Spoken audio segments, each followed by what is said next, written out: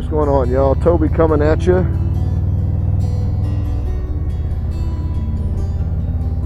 Just coming back from placing flags throughout the Saturday morning at Kentucky Veteran Cemetery Central in preparation for honoring them for Memorial Day weekend.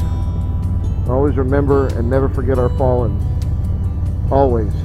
They gave up the ultimate sacrifice. They paid the ultimate sacrifice to ensure freedom for both our country and for others in the countries they were fighting in. But it kind of got me thinking, y'all.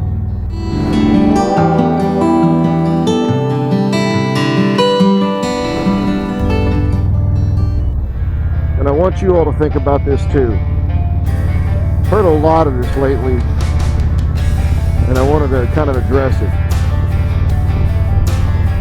It may not, and I would even argue and say that this topic may go beyond bikers, the biker community. So, hearing a lot of videos, or seeing and watching a lot of videos lately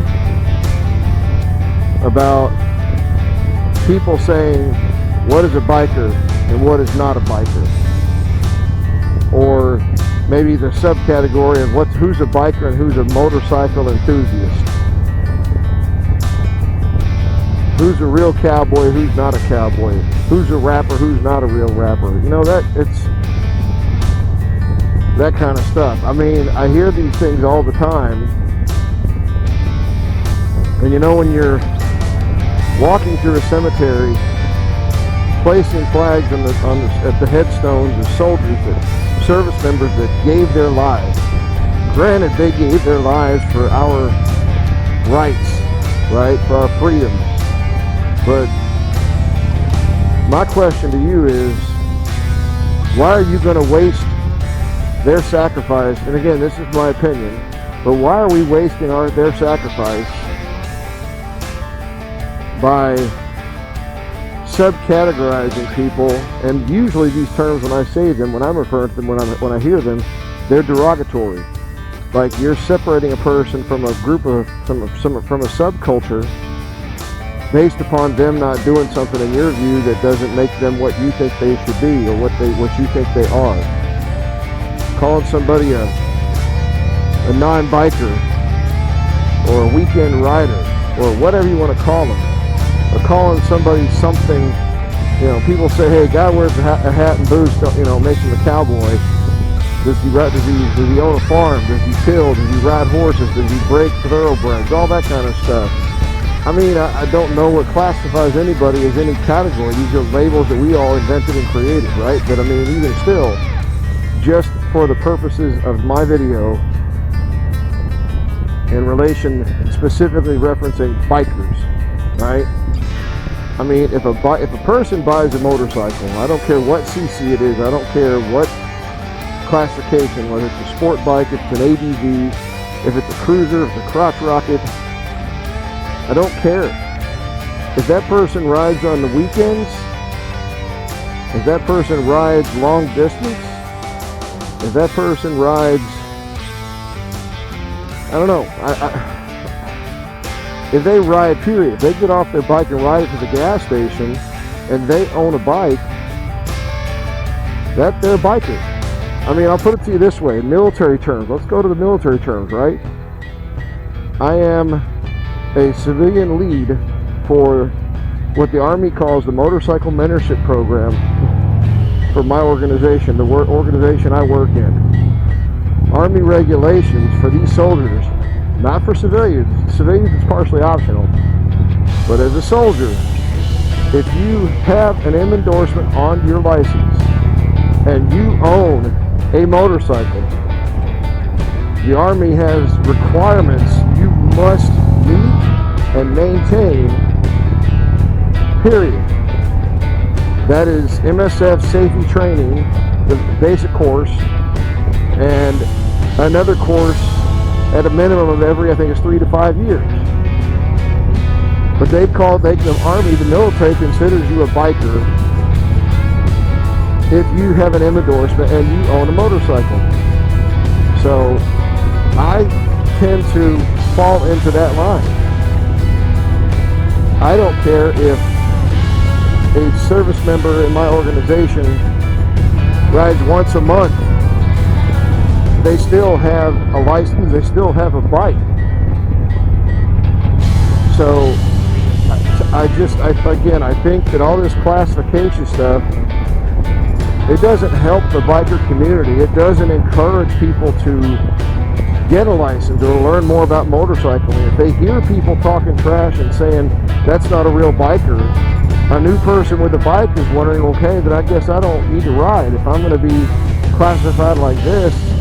I mean, you can say what you want as far as, well, they need to toughen up and have thicker skin. That ain't the point. In this context, that ain't the point. As you know, I think Sonny said in one of his videos recently that bikers make up, like what, 3% of the global population, motorcycle riders, right? Barely 3% of the entire driving adult, population. So I don't get why, if we're such a small population, why people take these attitudes and label other people with bikes, or tell other people that don't have bikes this kind of stuff. Make sure you do this. Make sure you do that, otherwise you're not a real biker. I mean, who are you to say that? Who are we to say that? I don't care if I've got a perfect motorcycle record, riding record. I don't care if I was a former rider coach. I've still got all the skills and the booklets and everything, but I haven't been a rider coach in over a decade probably. But I don't care if I've been a rider coach for 20 years. I still wouldn't say that. I still would not say that kind of stuff. The intent of a rider coach or the motorcycling community is to increase the population of riders and help motorcycle riders improve on their skills. Group riding, slow maneuver techniques, long distance traveling, all of it. So I don't apologize for this rant, y'all, but this is just something that's been on my mind. Feel free to put in the comments whether you agree or disagree. But to me, again, just to sum up, I don't see the point in wasting breath on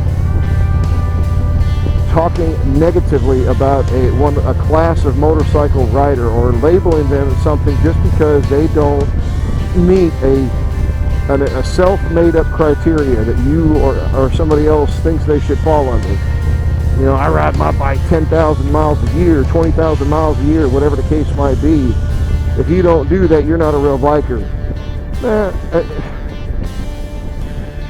Every single person is going to have and get and do a level of experience for riding that fits and is comfortable. That we always say that, right?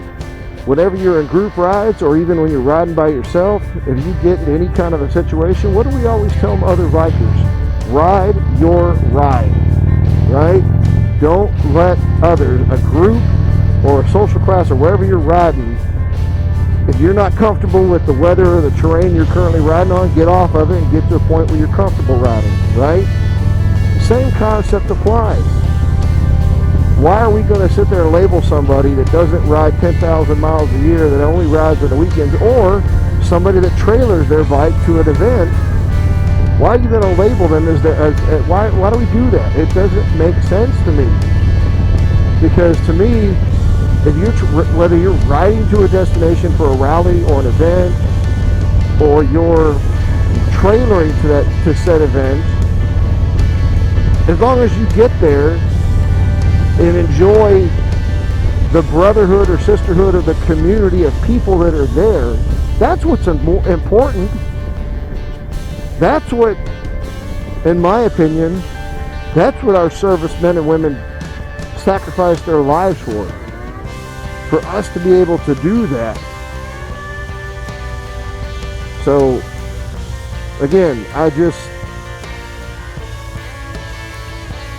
y'all put in the comments what you think. If you disagree with me, fine, feel free to put that in the comments. I don't care what the small minute subclass is about anything. Take your pick: mileage, seat time, days riding, whatever it is. They don't wear certain gear at GAT, whatever.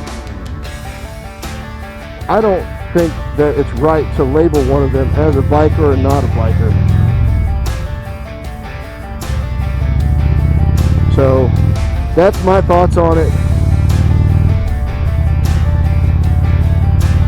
I hope you all are out enjoying this Memorial Day weekend, riding or spending it with your families or loved ones. And remember, Memorial Day weekend for the United States is to remember our fallen, those who have passed on, particularly those who have passed on in the line of combat, fallen in the line of duty.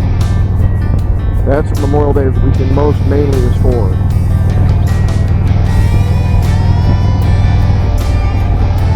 For the United States, Veterans Day is for the living soldiers. You can thank them in November or thank them any time. But this weekend, remember those families whose sons and daughters gave up the ultimate sacrifice for our freedom.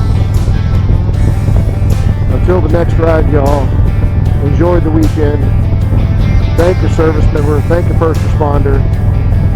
Y'all stay healthy. You ride safe, and God bless.